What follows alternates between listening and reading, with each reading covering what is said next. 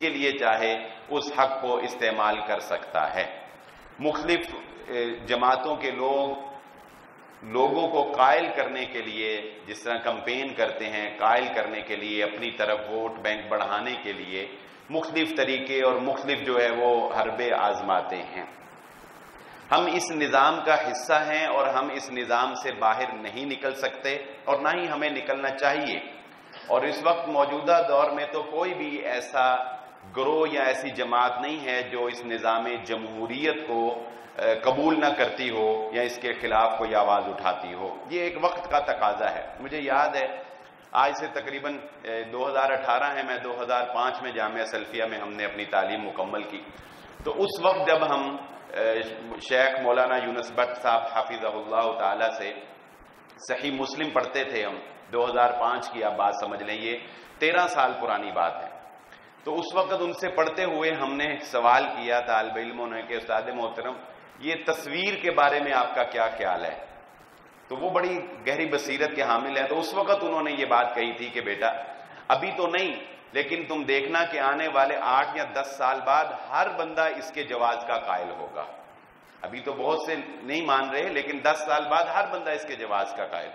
تو وقت اور حالات جو ہیں وہ انسان کو منوا لیتے ہیں یا انسان مجبور ہو جاتا ہے یا جو بھی کہہ سکتے ہیں۔ تو اب آپ دیکھیں کہ کون سے ایسی شخصیت ہیں علمی عالم دین پوری دنیا کے اندر، میں صرف وطن عزیز کی بات نہیں کر رہا، سعودی عرب کے اندر بڑے بڑے علماء کرام وہ تصویر جو ہے اس کے بنواتے بھی ہیں، ان کی ویڈیوز بھی ہیں، ان کی سیلفیاں بھی ہیں، بہت سی یعنی ان کی تصاویر جو ہے وہ آپ کو مل جائیں گی۔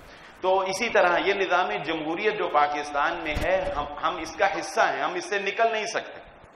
لیکن جو بات اس سارے نظام کے اندر رہتے ہوئے میں آپ احباب کے گوش گزار کرنا چاہتا ہوں وہ یہ ہے کہ ہمیں اگر ہمارے اس وطن میں رہتے ہوئے یہ اختیار دیا ہے ہمارے اس نظام نے کہ ہم اپنی رائے کا اظہار کریں، تو دوسرے کو بھی یہ اختیار دیا ہے کہ وہ اپنی مرضی سے جس کو چاہے وہ کال کرے، لیکن ہمیں ضابطۂ اخلاق اور ادب کا دامن کبھی ہاتھ سے نہیں چھوڑنا چاہیے۔ ہمیں یہ نہیں بھولنا چاہیے کہ ہم سب کو ایک پلیٹ فارم پر اکٹھا کرنے والی چیز ہے وہ اگر کوئی ہے محمد رسول اللہ، وگرنہ بلوچی کا مزاج اور اس کی زبان اور پٹھان کا مزاج اور پٹھان کی زبان اور رہن سہن کے طریقے اور بود و باش کے طریقے اور لباس اور سندھی کا لباس اور پنجابی کا لباس اور ہم پنجابی کی زبان اور پنجاب کی ثقافت کچھ اور، سندھ کی ثقافت کچھ اور، لیکن ان سب تبدیلیوں کے باوجود ان چاروں صوبوں میں اگر کسی چیز نے ان کو اکٹھا کر کے ایک وطن کے اندر ہے تو وہ صرف اور صرف پاکستان کا مطلب کیا، لا الہ الا اللہ محمد الرسول اللہ۔ ہمارا وہ بھائی ہی ہے، اگر وہ کسی اور لیڈر کو پسند کرتا ہے تو ہم اسے انسانیت سے کے درجے سے نہیں گرا دینا چاہیے۔ وہ ہمارا دشمن نہیں ہے، وہ پاکستان کی بہتری کے لیے کسی اور لیڈر کو پسند کرتا ہے، وہ سمجھتا ہے اس کے آنے سے جو ہے وہ پاکستان بہتر ہوگا۔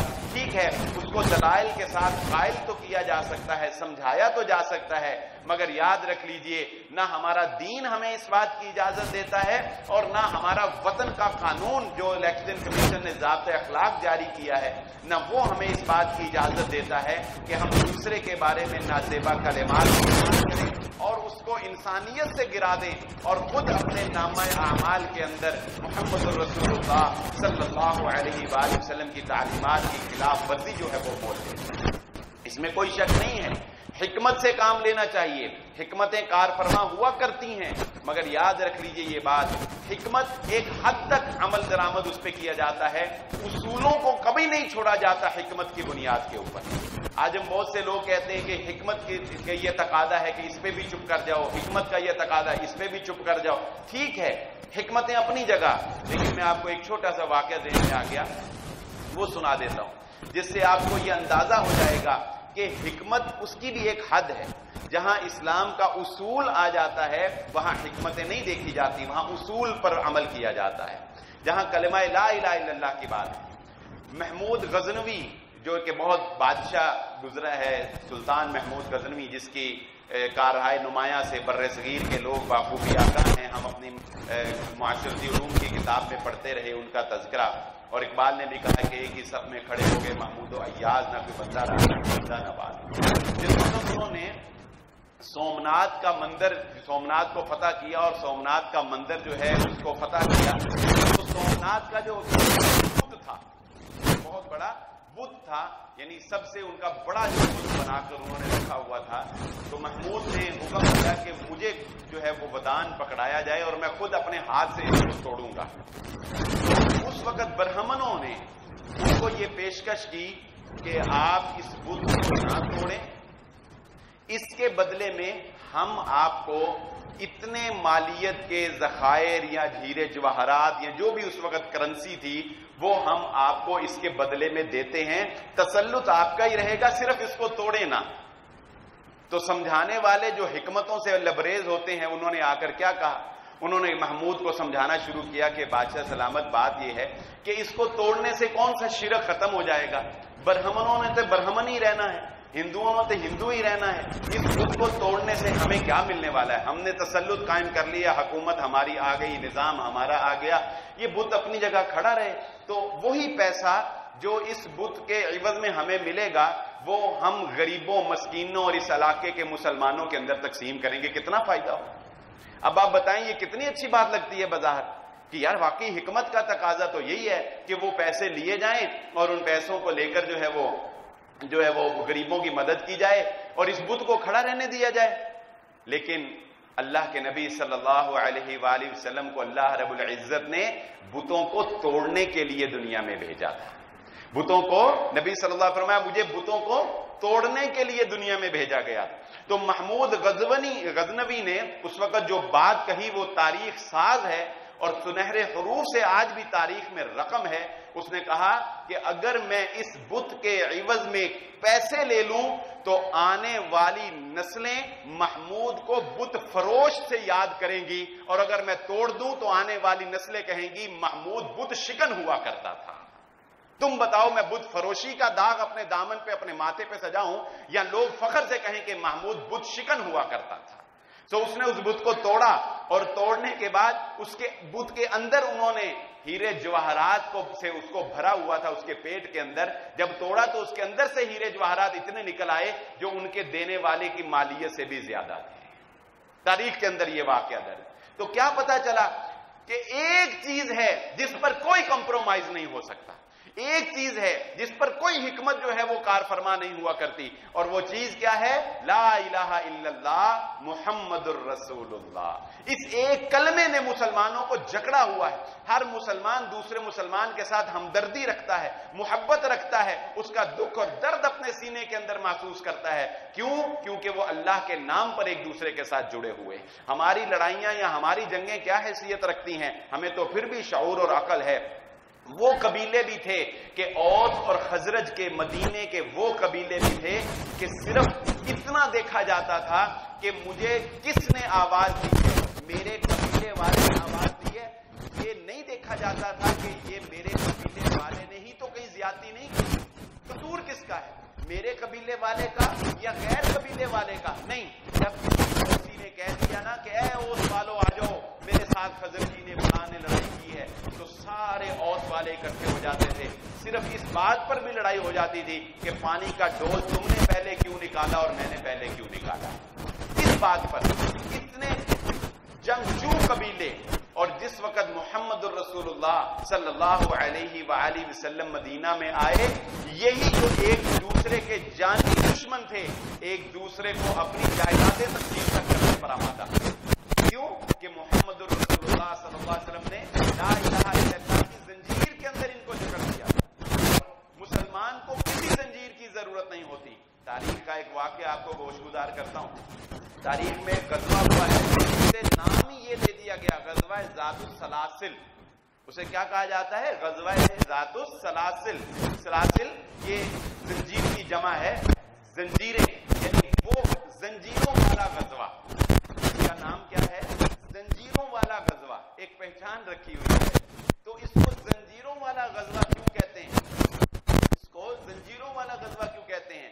اس کو زنجیروں والا غزوہ اس لیے کہتے ہیں کہ مسلمانوں کے مقابلے میں جو کافر لڑنے کے لیے آئے تھے انہوں نے اپنے آپ کو ایک دوسرے کے ساتھ جوڑے رکھنے کے لیے زنجیریں باندھی ہوئی تھی کہ کوئی بندہ جنگ سے بھاگ نہ جائے. ہم زنجیروں میں ایک دوسرے کے ساتھ جکڑے رہیں, ایک دوسرے کے ساتھ جکڑے رہیں, تو زنجیروں سے جب ہم مل کر فائٹ کریں گے تو ہمیں فتح حاصل ہوگی. لیکن اللہ کی قسم مسلمانوں نے جنگ میں اپنے آپ کو جوڑنے کے لیے کبھی زنجیر استعمال نہیں کی. مسلمانوں کو جوڑنے کے لیے کلمہ لا الہ الا اللہ محمد رسول اللہ ہوا کرتا. مسلمانوں کو ایک دوسرے کے ساتھ جڑنے کے لیے زنجیر کی ضرورت نہیں ہے. نہ مسلمان کو اس بات کا خوف ہوتا ہے کہ وہ اپنے بھائیوں کو چھوڑ کر میدان جنگ سے بھاگ جائے گا. اور اس غزوے کی بات آئی ہے تو اس غزوے سے دلچسپ جڑا ہوا ایک اور واقعہ جو ہے وہ آپ کی گوش گزار کر دیتا ہوں. اس واقعے سے ہمیں اس بات کی بھی نصیحت ملتی ہے کہ جو رسول اللہ صلی اللہ علیہ وآلہ وسلم نے ارشاد فرمایا نا کہ جماعت کو قائم رکھنے کے لیے, اجتماعیت کو قائم رکھنے کے لیے, اور آپ نے فرمایا من شذ شذ فی النار, جو جماعت سے الگ ہو گیا, مسلمانوں کی جماعت سے الگ ہو گیا, وہ جہنم کی آگ میں الگ ہو گیا. اور نبی صلی اللہ علیہ وآلہ وسلم نے ایک حدیث میں اس بات کی وضاحت بھی فرمائی, جماعت کے ساتھ جڑے رہو. جماعت سے مراد یہ نہیں کہ یہ جماعت الدعوہ ہے, یہ مرکزی جمعیت ہے, یہ تبلیغی جماعت ہے, یہ جماعت اسلامی ہے, یہ نون لیگ ہے, یہ جماعتیں نہیں. یہ تو جماعتیں وقت کی ضرورت کے لیے ہیں, اپنے اپنے کام کرنے کے لیے, کوئی مساجد کی انتظامی امور کے لیے جماعت بنا نہیں. اصل جماعت جس خطہ ارضی میں آپ رہتے ہیں اس خطہ ارضی میں جو مسلمان حاکم وقت ہوگا اس کے ساتھ بغاوت نہیں کی جا سکتی. اصل جماعت یعنی پاکستان میں رہتے ہوئے جو بھی ہمارا حاکم ہوگا اس کی جماعت کے ساتھ, اس کی اطاعت کے ساتھ جڑے رہنا, اس کے خلاف بغاوت کا اعلان نہ کرنا. تو محمد الرسول اللہ صلی اللہ علیہ وآلہ وسلم نے ارشاد فرمایا کہ مسلمانوں کی مثال کیسی ہے اور شیطان کی ان پر حملہ آور ہونے کے لیے مثال کیسی ہے کہ آپ صلی اللہ علیہ وسلم نے فرمایا شیطان کی مثال ایک بھیڑیے کی ہے. شیطان کی مثال ایک بھیڑیے کی ہے اور مسلمانوں کی مثال وہ بھیڑوں کی ہے جو کہ چرواہا ان کو چرا رہا ہوتا ہے. کیا مطلب؟ فرمایا کہ بھیڑیں جب تک اکٹھی رہتی ہیں تو کوئی بھی بھیڑیا جو ہے وہ ان کے اوپر حملہ آور نہیں ہو سکتا. لیکن اگر کوئی ایک بھیڑ جو ہے وہ ریوڑ سے پیچھے رہ جائے یا الگ ہو جائے تو بھیڑیا اس اکیلی بھیڑ پر موقع پا کر حملہ کر لیتا ہے اور اس کو چیر پھاڑ کر دیتا ہے. اسی طرح شیطان کرتا ہے کہ جب تک انسان اجتماعیت کے ساتھ جڑا رہتا ہے شیطان کے حملے سے محفوظ رہتا ہے, اور جب وہ الگ ہونے کی کوشش کرتا ہے تو شیطان اسے اپنا آلہ کار بنا کر استعمال کر لیتا ہے. اس لیے نبی صلی اللہ علیہ وآلہ وسلم نے بے شمار احادیث کے اندر اس بات کی تلقین فرمائی ہے کہ جماعت کے ساتھ جڑے رہو, امیر کی اطاعت کرو, امیر کی تابعداری میں رہو. اور یہ جو غزوہ ذات السلاسل کی میں بات کر رہا تھا, بس اوقات ایسے بھی ہوتا ہے کہ انسان کو امیر کی کوئی بات جو ہے وہ اچھی نہیں لگتی, اپنے بڑے کی کوئی بات اچھی نہیں لگتی, لیکن اس کی نظر جو گہری بصیرت رکھنے والی ہوتی ہے وہ اصل میں حقائق کو دیکھ رہی ہوتی ہے. تو جس وقت یہ غزوہ ہوا تو حضرت عمرو بن عاص رضی اللہ تعالیٰ عنہ جو امیر تھے انہوں نے حکم دیا کہ رات کے وقت کوئی بھی دیا نہیں جلائے گا, کوئی بھی روشنی نہیں کرے گا, جسے ہم بلیک آؤٹ کہہ دیتے ہیں نا, جنگوں میں بلیک آؤٹ کر دیتے ہیں, بالکل کوئی روشنی نہیں ہوگی. تو انہوں نے بھی یہ اعلان کر دیا کہ کوئی جو ہے وہ دیا نہیں جلے گا. لوگوں نے چیم گوئیاں کی کہ بھئی کیا وجہ, ہم رات کو کوئی کھائیں نہ کچھ پکائیں نہ کوئی دیا نہ جلے. خیر اگلے دن اللہ رب العزت نے مسلمانوں کو فتح عطا فرما دی, فاتح ہو گئے. تو تعاقب بھی نہیں کرنے دیا, انہوں نے کہا کہ دشمن بھاگ رہا ہے, بھاگنے دو, ہم تعاقب نہیں کریں گے. تو جب واپس پہنچے تو محمد الرسول اللہ صلی اللہ علیہ وآلہ وسلم کو لوگوں نے بتایا امیر کے بارے میں کہ انہوں نے ہمیں یہ حکم دیا تو ہمیں یہ حکم کوئی اچھا نہیں لگا. کیوں انہوں نے یہ حکم ہمیں دیا کہ ہم رات کو کوئی دیا بھی نہ جلائیں, کسی کو کوئی ضرورت ہو سکتی ہے. تو نبی صلی اللہ علیہ وآلہ وسلم نے ان کو اپنے سامنے پیش کر کے پوچھا کہ بتاؤ تم نے یہ حکم کیوں دیا؟ تو انہوں نے کہا کہ اے اللہ کے نبی صلی اللہ علیہ وسلم, دشمن کے مقابلے میں ہماری تعداد بہت کم تھی. اگر ہم رات کو ہر بندہ اپنا اپنا روشنی کر کے جلا کر بیٹھتا تو دشمن کو اس بات کا اندازہ ہو جانا تھا کہ ہماری تعداد کتنی کم ہے، اور دشمن نے بہادر ہو جانا تھا اور ہمارے اوپر حملہ کر کے وہ فتح حاصل کر سکتا ہے۔ اس لیے اس حکمت کے پیش نظر جو ہے وہ میں نے آگ جلانے سے منع کیا، اور تعقب بھی اسی لیے نہیں کیا کہ دشمن کو یہ اندازہ نہ ہو جائے کہ ہماری تعداد کم ہے اور دشمن پلٹ کر ہمارے اوپر حملہ نہ کر دے۔ تو امیر کی اطاعت کے اندر خیر بھی چھپی ہوئی ہوتی ہے۔ محمد الرسول اللہ صلی اللہ علیہ وآلہ وسلم نے اسی لیے امیر کی اطاعت کا حکم دیا۔ تو ایک دفعہ جو میں ذکر کر رہا تھا اوس اور خزرج کا، تو ایک دفعہ اللہ کے نبی صلی اللہ علیہ وآلہ وسلم کی موجودگی میں، یعنی شیطان جو ہے اس کا تو کام ہی یہ ہے لڑائی کروانا، فساد کروانا، دست و گریباں ہو جائیں ایک دوسرے کے، شیطان کو تو خوشی ہوتی ہے اس میں۔ تو اللہ کے نبی صلی اللہ علیہ وآلہ وسلم کی موجودگی میں ایک دفعہ منافقین بھی درمیان میں موجود ہوتے تھے، تو کنویں سے پانی پلانے کے اوپر جھگڑا ہوا اور اوس اور خزرج جو ہے وہ ایک دوسرے کے مد مقابل ہو گئے۔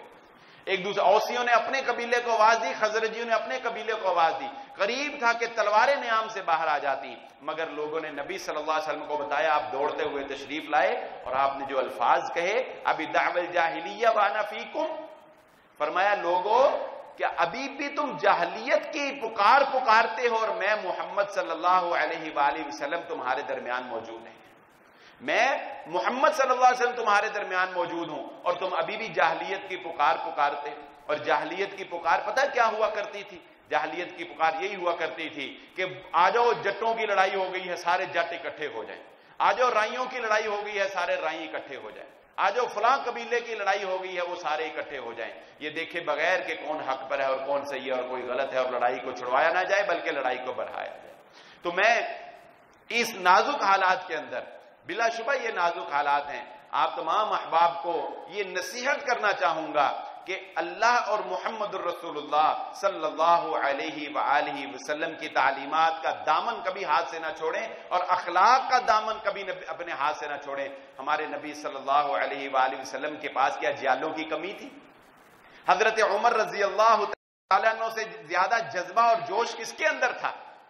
اللہ کے نبی صلی اللہ علیہ وآلہ وسلم کو جب منافق نے یہ بات کہہ دی، عبداللہ بن ابی نے، کہ یہاں عزت والا جو ہے نعوذ باللہ وہ ذلیل کو مدینہ جا کے باہر کر دے گا، تو کتنے صحابہ اکرام تھے، خود اس کا بیٹا جو ہے وہ کہتا ہے تلوار کو نیام سے باہر نکال کر کے، محمد صلی اللہ علیہ وسلم اجازت دیجئے میں خود اپنے باپ کا سر قلم کر دوں۔ عمر ابن خطاب رضی اللہ تعالیٰ نے کتنی دفعہ اجازت مانگی، کئی مواقع پر اجازت مانگی کہ محمد صلی اللہ علیہ وسلم مجھے اجازت دیجئے میں اس کا سر قلم کر دوں، میں اس کا سر تن سے جدا کروں، میں دیکھوں یہ کون ہوتا ہے آپ کو بات کرنے والا۔ مگر محمد الرسول اللہ صلی اللہ علیہ وسلم نے فرمایا نہیں عمر، میں یہ نہیں چاہتا کہ لوگ یہ کہیں کہ محمد صلی اللہ علیہ وآلہ وسلم اپنے ہی ساتھیوں کو قتل کرنے والے، اپنوں کو ہی مارنے والے ہیں، نہیں میں یہ نہیں چاہتا۔ اور آپ صلی اللہ علیہ وآلہ وسلم نے ارشاد فرمایا انا زعیم ببیت فی ربد الجنہ لمن ترک المراء وان کان محقا۔ آج یہ باتیں سچی بات ہے، جب ہم یہ ناچ گانا دیکھتے ہیں، جب ہم لغویات دیکھتے ہیں اور جھوٹ دیکھتے ہیں، اور جو طوفان بدتمیزی سوشل میڈیا کے اوپر ہم نے برپا کر رکھا ہے، ہم جب یہ دیکھتے ہیں تو احساس ہوتا ہے کہ شاید یہ باتیں تو اب ایک خیالی باتیں ہیں، یہ خیالات ہیں، صرف ممکن ہی نہیں ہے اس بدتمیزی کو، اس طوفان بدتمیزی کو روکنا ممکن ہی نہیں رہا۔ مگر اللہ کے نبی صلی اللہ علیہ وآلہ وسلم کیا فرماتے ہیں؟ لوگوں میں محمد صلی اللہ علیہ وسلم تمہیں جنت میں ایک گھر کی ضمانت دیتا ہوں، میں تمہیں جنت میں ایک گھر کی ضمانت دیتا ہوں۔ اور وہ جنت میں گھر کی ضمانت کس شخص کو دیتا ہوں؟ فرمایا اس شخص کو جو یہ سمجھتا بھی ہے کہ میں حق پر ہوں، جس کو پتا ہے کہ میں سچا ہوں، میں حق پر ہوں، لیکن وہ صرف اس وجہ سے اپنی بات پہ چپ کر جاتا ہے، اس وجہ سے خاموش ہو جاتا ہے کہ میں اپنے بھائی کے ساتھ جھگڑا ختم کرنا چاہتا ہوں۔ اللہ کے نبی صلی اللہ علیہ وسلم فرماتے ہیں وہ مجھ سے جنت میں ایک گھر کی ضمانت لے لیتے ہیں، میں اسے جنت میں۔ اور نبی صلی اللہ علیہ وسلم کی ضمانت ایسے ہی ہے جیسے اللہ کی ضمانت ہے، جیسے اللہ کی ضمانت ہے ایسے ہی محمد صلی اللہ علیہ وسلم کی ضمانت۔ فرمایا وَبِبَيْتٍ فِي وَسْطِ الْجَنَّةِ، اور میں اس کو جنت کے درمیان میں ایک گھر کی ضمانت دیتا ہوں۔ کس کو؟ جو کبھی مذاق سے بھی جھوٹ نہیں بولتا ہے، جو کبھی مذاق سے بھی جھوٹ نہیں بولتا ہے۔ آج کتنی ایسی باتیں ہیں جو ہم بے بنیاد اور بالکل جھوٹ جو ہے وہ ہم نشر کرتے چلے جا رہے ہیں. اللہ کی قسم یہ محبت ہمارے کام نہیں آنی, یہ لیڈروں کی محبت کام نہیں آنی. لیڈروں سے محبت کریں لیکن ایک دائرہ کار کے اندر, لیڈر کی محبت کے اندر محمد الرسول اللہ صلی اللہ علیہ وسلم کی محبت کو پامال نہ ہونے دیں. محمد صلی اللہ علیہ وسلم واحد ہستی ہیں کہ جن سے محبت کی جائے گی دنیا میں بھی اس کا اجر ملے گا اور مرنے کے بعد بھی اس کا اجر ملے گا. دنیا کا یہ لیڈر تو شاید پہچانتا بھی نہ ہو کہ تم مجھ سے کتنی محبت کرتے ہو, مگر تم دنیا کے کسی کونے میں بیٹھ کر جب اپنے حقیقی اور اصل لیڈر محمد صلی اللہ علیہ وسلم پر درود بھیجتے ہو, سلام بھیجتے ہو, ان کو پتہ لگ جاتا ہے میرے فلاں امتی نے مجھے سلام بھیجا, میرے فلاں امتی نے درود بھیجا. کیوں؟ کیونکہ اللہ نے فرشتوں کی ڈیوٹی لگا رکھی ہے جو سیاحین ہیں دنیا کے اندر, اور جب کوئی امتی درود بھیجتا ہے فرشتے اس کو نبی صلی اللہ علیہ وسلم کو جا کر بتاتے ہیں اور وہ درود پہنچاتے ہیں کہ آپ کے فلاں امتی نے آپ پر درود بھیجا ہے. تو آپ صلی اللہ علیہ وآلہ وسلم نے ارشاد فرمایا وَبِبَيْتٍ فِي أَعْلَى الْجَنَّةِ, اور میں اس شخص کو جنت میں سب سے اوپر ایک گھر کی ضمانت دیتا ہوں لمن حسن خلقہ, جس کا اخلاق بہت اچھا ہوتا ہے. بسا اوقات انسان کے اندر اتنے وسائل نہیں ہوتے, اتنے اسباب نہیں ہوتے کہ وہ کسی کے کام آ سکے, لیکن اللہ کے نبی صلی اللہ علیہ وآلہ وسلم نے ارشاد فرمایا لوگوں تمہارے اوپر صدقہ کرنا لازم ہے, صدقہ کیا کرو. ایک تکلیف دہ چیز کو راستے سے ہٹا دینا یہ بھی صدقہ ہے. اگر کوئی صدقہ کرنے کی طاقت نہیں رکھتا, اگر کوئی صدقہ کرنے کی طاقت نہیں رکھتا, اللہ کے نبی صلی اللہ علیہ وآلہ نے فرمایا پھر اس کو چاہیے کہ وہ خاموش رہا کرے. اپنے کسی مسلمان بھائی کو نیکی کی بات بتا دینا بھی صدقہ ہے. اگر کوئی نہیں بتا سکتا تو کیا کرے؟ خاموش رہے. اور آپ صلی اللہ علیہ وآلہ نے فرمایا اگر کچھ بھی نہیں کر سکتے, کسی کو نیکی کی بات نہیں بتا سکتے, کسی کو اچھی تلقین نہیں کر سکتے, کوئی پیسے نہیں خرچ کر سکتے, راستے سے تکلیف دہ چیز نہیں ہٹا سکتے, خاموش بھی نہیں رہ سکتے, تو پھر آپ صلی اللہ علیہ وآلہ وسلم نے فرمایا کم از کم اتنا ضرور کر لیا کرو کہ تمہاری زبان سے کسی کو تکلیف نہ پہنچے, یہ بھی تمہارے لیے صدقہ ہی شمار ہوگا. کم از کم اتنا ضرور کر لو, اس بات کا خیال کر لو کہ کسی کا فائدہ نہیں کر سکتے تو چلو کسی کا نقصان ہی نہ کرو, کسی کو اچھی بات نہیں سمجھا سکتے تو کسی کو گالی ہی نہ دو, کسی کو برا ہی نہ کہو. آج ہم صرف اس ایک ضابطے کے اوپر اگر عمل کر لیں. اور مسلمان کون ہوتا ہے؟ اللہ کے نبی صلی اللہ علیہ وسلم نے فرمایا المسلم من سلم المسلمون من لسانه ویدہ. یہ عجیب سا ایک ٹرینڈ ہے سوشل میڈیا کی وجہ سے کہ بڑے بڑے پڑھے لکھے لوگ اور دیندار لوگ بھی جب تبصرہ کرتے ہیں تو تانے سے کام لیتے ہیں. ویل لکل ہمزۃ لمزہ, اللہ رب العزت فرمایا ہلاکت ہے ان کے لیے جو تانا دیتے ہیں, جو طنز سے بات کرتے ہیں, لگا کر بات کرتے ہیں. لیکن ہمارا یہ مزاج بن گیا کہ تانا دے کر کمنٹس کرنا, تانا دے کر جو ہے وہ بات کرنی, اور دوسرے کی تضحیق کرنی, دوسرے کی تذلیل کرنی, دوسرے کو نیچا دکھانا اور اپنی خوبیاں بیان کرنی, اپنے آپ کو اچھا ثابت کرنا. خیر اسلامی قانون کی بات کریں تو میں پہلے ہی کہہ چکا ہوں خواب و خیال ہی لگتے ہیں, خواب و خیال ہی لگتے ہیں. اللہ کے نبی صلی اللہ علیہ وآلہ وسلم نے تو ویسے ہی منع فرمایا, کسی انسان کو یہ اجازت ہی نہیں ہے کہ وہ اپنی خوبیاں خود بیان کرتا ہے. اپنی خوبیاں تو چہ جائے, ہمارا دین تو ہمیں اتنی بھی اجازت نہیں دیتا کہ ہم کسی کی خوبی اس کے منہ پہ بیان کریں, کسی کی خوبی اس کے منہ پہ بیان کریں. ہمارا دین تو ہمیں اس کی بھی اجازت نہیں. جو خود آ کر کہے کہ مجھے عہدہ دو, اس کو عہدہ نہیں دیا جاتا. خیر یہ تو باتیں ہی الگ ہیں, اب یہ نظام ہی الگ ہے. لیکن اس نظام کے تحت رہتے ہوئے جو بات سب سے اہم ہے بھائی, وہ کیا ہے؟ وہ محمد رسول اللہ صلی اللہ علیہ وسلم کی تعلیمات میں اخلاق کا دامن تھامے رکھیں. المسلم من سلم المسلمون من لسانہ ویدہ. آپ صلی اللہ علیہ وآلہ وسلم نے بتایا مسلمان وہ ہوتا ہے کہ جس کی زبان سے اور جس کے ہاتھ سے, جس کی زبان اور جس کے ہاتھ. اور یہ آج جو ہم لکھتے ہیں تحریریں فیس بک کے اوپر یا واٹس ایپ کے اوپر, یہ بھی ہماری زبان ہی ہے. تحریر ہو یا بول کے ہو, وہ ہماری زبان ہی شمار ہوگی اور وہ ہمارے نامہ اعمال کے اندر لکھی جائے گی. تو فرمایا مسلمان وہ ہوتا ہے جس کے ہاتھ سے اور جس کی زبان سے اس کا دوسرا مسلمان بھائی محفوظ رہتا ہے. وہ اپنے مسلمان بھائی کو تکلیف نہیں پہنچاتا، وہ اپنے مسلمان بھائی کو نقصان نہیں پہنچاتا ہے۔ اور اللہ کے نبی صلی اللہ علیہ وآلہ وسلم نے ارشاد فرمایا، سنن نسائی کی حدیث ہے، آپ نے فرمایا صحابی کو، کیا میں تمہیں بتاؤں زکوٰۃ سے بڑھ کر، صدقہ سے بڑھ کر، نماز سے بڑھ کر، اللہ کے نبی صلی اللہ علیہ وسلم نے فرمایا تمہیں بتاؤں ان چیزوں سے بڑھ کر بھی ایک عمل ہے، ان چیزوں سے بڑھ کر بھی کرنے والا ایک کام ہے۔ صحابی نے پوچھا اللہ کے نبی صلی اللہ علیہ وآلہ وسلم وہ کون سا ایسا کام ہے جو ان چیزوں سے بھی بڑھ کر ہے؟ یقیناً وہ کام بہت اہم ہوگا اور ان چیزوں سے بھی زیادہ مشکل ہوگا۔ تو آپ صلی اللہ علیہ وآلہ وسلم نے ارشاد فرمایا وہ کام ہے امت کو ایک کر کے رکھنا اور امت کو انتشار سے بچا لینا، امت کو ٹوٹنے سے بچا لینا، امت کے درمیان تفرقہ سے بچا لینا، امت کو ایک دوسرے کے دست و گریباں ہونے سے بچا لینا۔ جو محمد الرسول اللہ صلی اللہ علیہ وآلہ وسلم نے ہاتھ اٹھائے، اللہ رب العزت سے دعا کی۔ کیا دعا کی؟ یا اللہ میں تجھ سے دعا کرتا ہوں میری امت کو گمراہی کے اوپر جمع نہ کرنا، میری امت کو گمراہی کے اوپر جمع نہ کرنا۔ اللہ نے فرمایا اے محمد صلی اللہ علیہ وسلم آپ کی دعا قبول ہوئی، ہم نے آپ کی دعا قبول ہوئی، آپ کی امت کبھی بھی ساری کی ساری امت گمراہ نہیں ہوگی۔ جس طرح کہ یہود و نصارہ میں ہوا، سارے ہی گمراہ ہو گئے، ساروں نے کتاب بدل دی۔ ایک گروہ ہمیشہ امت میں ایسا رہے گا جو حق پر بات کرتا رہے گا۔ اللہ کے نبی صلی اللہ علیہ وسلم نے کہا یا اللہ دوسری دعا میری ساری امت کو ہلاک نہ کرنا، جس طرح پہلے ایسا ہوا کہ ساری کی ساری امت ہلاک ہو گئی۔ قوم لوط پر عذاب آیا، سارے ہی ختم ہو گئے۔ قوم نوح پر عذاب آیا، سارے ہی ختم ہو گئے۔ سمودیوں پر عذاب آیا، قوم عاد پر عذاب آیا، سارے ہی ختم ہو گئے۔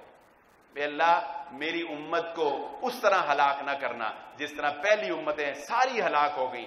اللہ نے فرمایا اے محمد صلی اللہ علیہ وسلم آپ کی دعا قبول ہوئی۔ اللہ کے نبی صلی اللہ علیہ وسلم نے فرمایا اے اللہ تیسری دعا یہ مانگ رہا ہوں میری امت کو ایک دوسرے کے آپس کے فساد سے محفوظ فرمانا۔ اللہ رب العزت نے فرمایا محمد صلی اللہ علیہ وسلم تقدیر میں جو فیصلہ لکھ دیا گیا وہ لکھ دیا گیا، تقدیر میں جو بات لکھ دی گئی وہ لکھ دی گئی۔ کیا مطلب؟ کہ یہ امت آپسی فساد کا شکار ہوگی، یہ امت ایک دوسرے سے لڑے گی، یہ امت ایک دوسرے کے دست گریباں ہوگی، اور یہ قیامت کی علامات میں سے قیامت کی علامت محمد الرسول اللہ صلی اللہ علیہ وآلہ نے ارشاد فرمائی ہے کہ قیامت کی علامات میں سے یہ ہے کہ یہ امت جو ہے یہ ایک دوسرے کا قتل کرے گی، یہ امت جو ہے ایک دوسرے کا خون جو ہے وہ جائز قرار دے گی، اور ایسے لوگ ہوں گے جو قرآن کو خوش الہانی سے پڑھیں گے، خوبصورت الفاظ سے۔ حضرت علی رضی اللہ تعالیٰ عنہ کو جس نے شہید کیا، جب اس کو اس کی پاداش میں قتل کیا جانے لگا تو جوش تھا نا، بڑا مسلمانوں میں جذبہ تھا، تاریخ میں یہ بات لکھی ہے۔ تو انہوں نے اس نے پتہ کیا کہا؟ وہ خارجی تھا، اس نے پتہ کیا کہا؟ اس نے کہا میری زبان نہ کاٹنا، مجھے قتل کر دو لیکن میری زبان نہ کاٹنا، کہ میں چاہتا ہوں کہ میری یہ زبان آخر تک اللہ رب العزت کا ذکر کرتی رہے۔ خلفائے راشدین میں سے حضرت علی رضی اللہ تعالیٰ عنہ کی شہادت، ان کو شہید کر کے کہتا ہے میری زبان نہ کاٹو کہ یہ زبان اللہ کا ذکر کرتی رہے۔ یہ حال، یہ ہے امت کا حال کہ اپنے آپ کو اتنا پارسا سمجھنا، اتنا نیکوکار سمجھنا، قرآن ایسے پڑھنا کہ خارجیوں سے اچھا قرآن کون پڑھے، اور خوبصورت اور جھوٹ سے نفرت، اور عبادات راتوں کی عبادتیں ایسی کہ عام مسلمان دیکھ کے رشک کرے کہ ایسی بھی کوئی عبادت کر سکتا ہے رات کو، لیکن شیطان نے گمراہ کر دیا، امت سے کٹ گئے، خارج ہو گئے، امت سے کٹ گئے، امت کی جماعت سے کٹ گئے، اور امت کے امراء کے اوپر جو ہے وہ حملے کیے اور ان کو شہید کیا۔ تو محمد الرسول اللہ صلی اللہ علیہ وآلہ وسلم نے فرمایا جب آپ صلی اللہ علیہ وآلہ وسلم فتح مکہ کے موقع کے اوپر آپ مال تقسیم کر رہے تھے، آپ مال تقسیم کر رہے تھے، تو ایک بدبخت آ کر کہتا اعدلوا یا محمد صلی اللہ علیہ وسلم، نعوذ باللہ، کہنے لگا انصاف کرو اے محمد صلی اللہ علیہ وآلہ وسلم، انصاف کرو۔ یہ بات یاد رکھیے، انزل الناس منازلہ، نبی صلی اللہ علیہ وآلہ وسلم نے فرمایا ایک ہوتا ہے حدود کا معاملہ، فیصلے کا معاملہ، جب حدود کی بات آتی ہے، تقسیم کی بات آتی ہے، تب سب کے ساتھ ایک جیسا سلوک کیا جاتا ہے. کوئی امیر چوری کرے اس کا بھی ہاتھ کٹے گا, کوئی غریب چوری کرے اس کا بھی ہاتھ کٹے گا.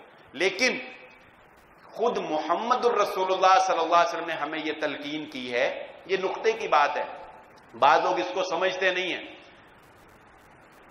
خود نبی صلی اللہ علیہ وسلم نے اس بات کی تلقین کی کیا کہ دنیاوی امور اور دنیاوی معاملات میں, کسی سے ملنے ملانے میں, کسی کی دعوت میں, کسی کے ساتھ سلوک کرنے میں آپ صلی اللہ علیہ وسلم نے فرمایا لوگوں سے ان کے مقام و مرتبے کے مطابق پیش آنا چاہیے. لوگوں سے ان کے مقام و مرتبہ کے مطابق پیش آنا چاہیے. کیا مطلب؟ اس کا مطلب یہ ہے کہ ہر ایک کے ساتھ ایک جیسا ہی سلوک نہیں کرنا چاہیے. اگر کوئی صاحب علم ہے, صاحب فضل ہے, تو دعوت میں اس کے لیے اچھا کھانا رکھا جا سکتا ہے. اگر کوئی صاحب فضل ہے تو اس کے لیے الگ سٹیج بنوا کر اس کو سٹیج پر بٹھایا جا سکتا ہے تاکہ پتہ لگے کہ یہ دوسروں سے ممتاز آدمی ہے. نبی صلی اللہ علیہ وسلم نے خود اس بات کا خیال رکھا. حضرت ابو سفیان رضی اللہ تعالی جس وقت فتح مکہ ہوتا ہے تو اب سب کے ساتھ برابری کا سلوک نہیں کیا نبی صلی اللہ علیہ وسلم نے. کیا کہا نبی صلی اللہ علیہ وسلم نے؟ فرمایا سب کو لیے معافی, سب کے لیے معافی. لیکن چونکہ ابو سفیان رضی اللہ تعالی نے جو مسلمان ہو گئے, یہ سردار آدمی تھے, رئیس آدمی تھے. جس آدمی نے ساری زندگی سرداری کی ہو, سپہ سالاری کی ہو, تو اس کا حق بنتا ہے کہ اس کو تھوڑا پروٹوکول دیا جائے, اس کو تھوڑی سی دوسروں سے ممتاز کیا جائے. سو نبی صلی اللہ علیہ وسلم نے اس کو ممتاز کیا. آپ صلی اللہ علیہ وسلم نے فرمایا ابو سفیان کے لیے بھی معافی, اور وہ لمبا واقعہ ہے. اور جو ابو سفیان کے گھر میں چلا جائے ہم نے اسے بھی معاف کیا. اب بتائیں, ابو سفیان کے گھر کو باقی گھروں سے ممتاز کر دیا نا, باقی گھروں سے ایک پروٹوکول دے دیا نا.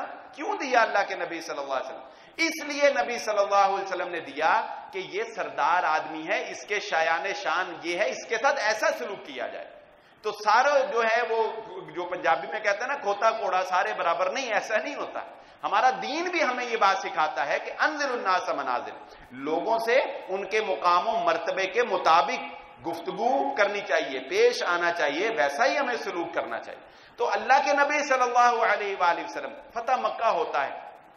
اسی حکمت کے پیش نظر, اس بات سے یہ بات بھی ہم نے آج سمجھ لی الحمدللہ, اسی حکمت کے پیش نظر نبی صلی اللہ علیہ وسلم کسی کو زیادہ دے رہے ہیں, کسی کو کم دے رہے ہیں.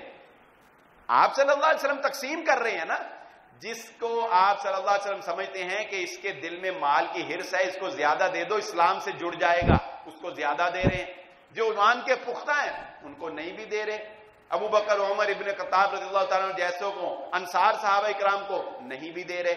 تو وہ بدبخت یہ سمجھا کہ شاید یہ ناانصافی ہو رہی ہے, تو اس نے کہا اعدلوا یا محمد, اس کو نہیں ملا ہوگا نا, کم ملا ہوگا.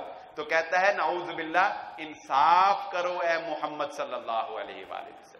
حضرت عبداللہ بن مسعود رضی اللہ تعالیٰ عنہ پاس کھڑے تھے. اللہ کے نبی صلی اللہ علیہ وسلم نے فرمایا بدبخت, اگر اللہ کا نبی انصاف نہیں جانتا تو پھر کون انصاف کر سکتا ہے؟